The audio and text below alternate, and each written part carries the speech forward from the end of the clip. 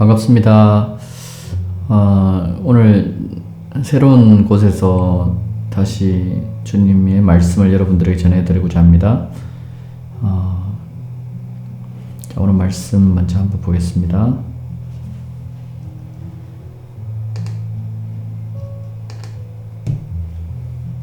자, 말씀을 한번 읽으면서 우리 한번 이 말씀의 의미와 주님께서 어떤 뜻을 갖고 계신지 한번 보도록 하겠습니다. 말씀 한번 보겠습니다. 그 정죄는 이것이니 곧 빛이 세상에 왔을 때 사람들이 자기 행위가 악함으로 빛보다 어둠을 더 사랑한 것이니라. 악을 행하는 자마다 빛을 미워하여 빛으로 오지 아니하나니 이는 그 행위가 드러날까 함이요. 진리를 따르는 자는 빛으로 오나니 이는 그 행위가 하나님 안에서 행한 것임을 나타내려 함이라 하시니라. 그 후에 예수께서 제자들과 유대 땅으로 가서 거기 함께 유하시며 침례를 베푸시더라. 그리고 누가복음 7장 29절과 30절입니다. 모든 백성과 세리들은 이미 요한의 세례를 받은지라. 이 말씀을 듣고 하나님을 의롭다 하되 바리새인과 율법 교사들은 그의 세례를 받지 아니하므로 그들 자신을 위한 하나님의 뜻을 저버리니라. 이 말씀을 가지고 여러분들에게 말씀을 드리고자 합니다. 네. 요한복음 3장 19절의 이 말씀요. 정죄는 이것이니 곧 빛이 세상에 왔을 때 사람들이 자기 행위가 악함으로 빛보다 어둠을 더 사랑하는 것이니라. 여러분 이 말씀의 진리의 뜻을 아십니까? 여러분 이 빛이 세상에 왔는데 사람들이 자기 행위가 악함으로 빛보다 어둠을 더 사랑하는 것이니라 이렇게 되어 있습니다. 빛이 무엇일까? 세상은 무엇일까? 또 우리가 깊이 한번 말씀을 묵상하며 생각해야 됩니다. 요한복음 3장 19절의 이 말씀을 이해하기 위해서는 요한복음 1장부터 묵상을 해야 됩니다.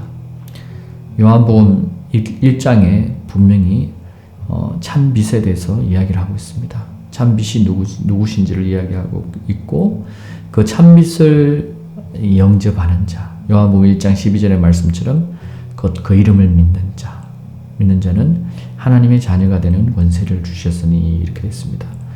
어둠에 속한 자들은 지금 1장을 보면요, 이것을 받아들이지 아니하고 깨닫지도 못한다 이렇게 되어 있습니다. 여러분, 빛이 누군지를 어둠에 있는 자들은요 깨닫지를 못합니다.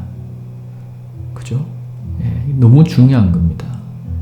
우리는 빛 대신 예수 그리스도를 믿습니다. 빛은 바로 예수 그리스도.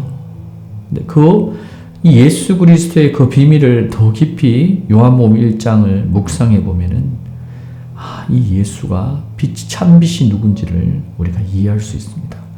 참빛은 바로 우리의 죄를 구원하기 위해서 오신 바로 그분입니다. 이사야에서 전가한 그 구원자, 우리의 죄를 사할 수 있는 구원자는 오직 여호와 이외에는 없습니다. 태초에 말씀이신 그분이 우리 죄를 사하러 이 아들이라는 이름으로, 하나님의 아들이라는 이름으로 이 땅에 오신 것입니다. 이것을 너희가 믿느냐? 근데 수많은 교회가 이것을 잘 모릅니다. 그리고 또 잘 모르고 또 많은 교회들이 이 침례를 베푸는 것이 아니라 우리가 이 세례를 베풉니다. 말씀을 다시 한번 보면요, 빛을 미워하되 빛으로 오지 아니한다. 빛을 미워하여 빛으로 오지 이는 그 행위가 드러날까 합니다. 여러분, 빛을 미워한대. 여러분, 예수님을 미워하는 그 형태가 바리새인들처럼 예수님을 핍박하는 그런 모습도 보이지만 정말 빛을 미워한다는 건 뭐냐면 예수님을 영접하지 않는 거예요. 예수님을 사랑하지 않기 때문에 그분의 음성에 순종하지 않는 겁니다. 근데 그 이유가 뭐냐면은 요한복음 3장 20절이 이야기하고 있습니다. 악을 행하는 자들 때문에 그렇습니다. 아무리 자기가 선하고 산에 가서 불교의 공을 닦고 이 죄를 없이 하기 위해서 물을 향해서 나아갈지라도 그 행위를 선하게 새롭게 할 수는 없습니다. 다음날 다시 깨어나 보면은 다시 우리의 이 육신은요, 죄 가운데 가려고 하는 게 이게 원리입니다. 어떻게 새롭게 할 수 있냐는 거 없어요, 이거는.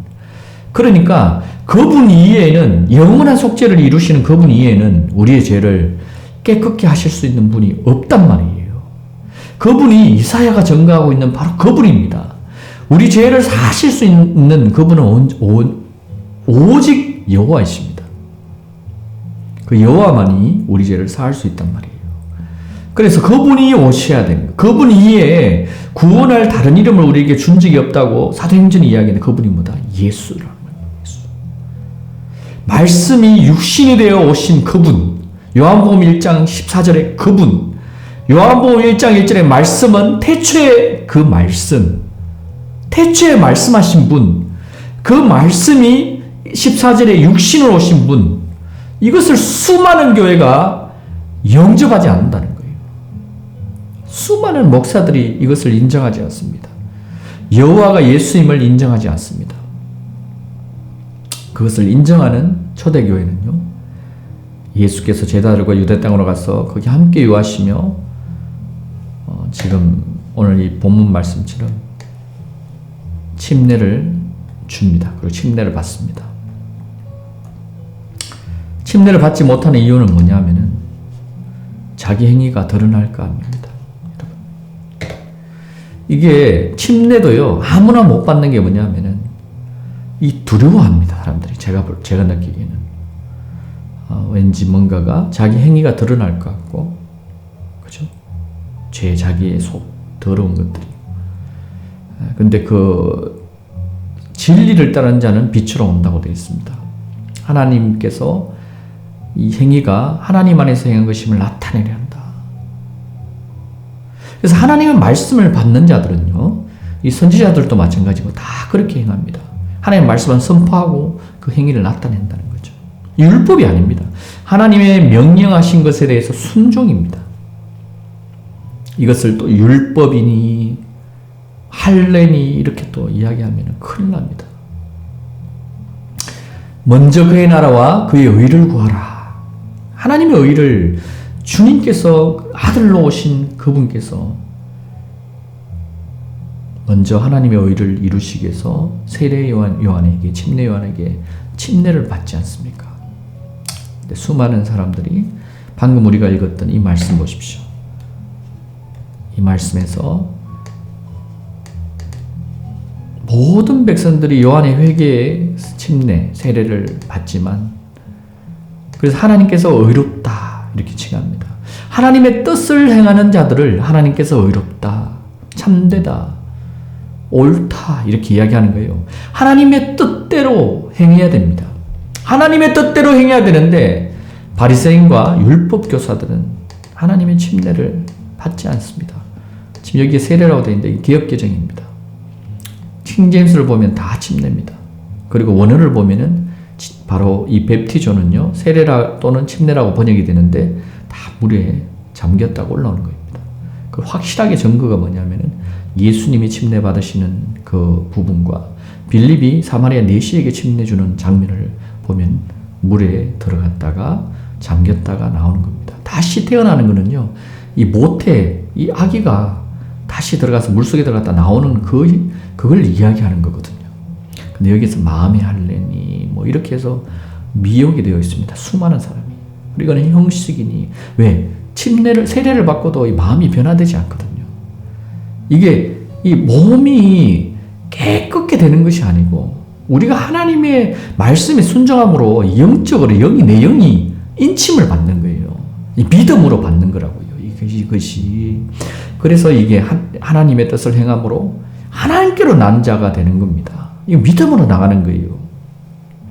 믿음으로 행하지 못하기 때문에 사역자들이 침례는 형식이다 이런 식으로 별로 중요하지 않게 수많은 교회가 생각합니다. 근데 이 말씀은 정말 중요합니다. 이 말씀은 정말 중요합니다. 이 말씀을 마음 중심으로 받은 사람들은 변화가 일어날 것이고 그 속에 하나님 나라 열매가 맺힙니다. 여러분, 오늘날 또 수많은 바리새인과 율법 교사들이 있습니다. 우리 율법이라 해서 그냥 버리고 이렇게 치부해 버리는데 율법의 의미도 잘 깨닫지 못하면서 그렇게 하지 않습니까? 너무나 안타깝습니다. 이거는 율법의 행위가 아닙니다. 내가 마음으로 믿어 주님의 말씀에 순종하며 나아가는 것입니다. 마음으로 믿어 의에 이르고 입으로 시인함으로 구원에 이른다. 우리가 입만 시인하면 구원받지 않냐, 이게 아닙니다. 우리가 예수를 믿을 때, 믿고 침례를 받을 때 이렇게 행하는 겁니다. 여러분, 하나님 말씀에 순종하셔야 됩니다. 바리새인과 율법 교사들처럼 오늘날 거짓 선지자와 거짓 교사들의 말에 속아서 여러분들이 주님의 의를 행하지 아니함으로 하나님의 뜻을 저버린다면 여러분은 하나님이 모른다 하실 겁니다. 누구든지 사람들 앞에서 나를 시인하면 아버지 앞에서도 내가 너희를 시인할 것이요.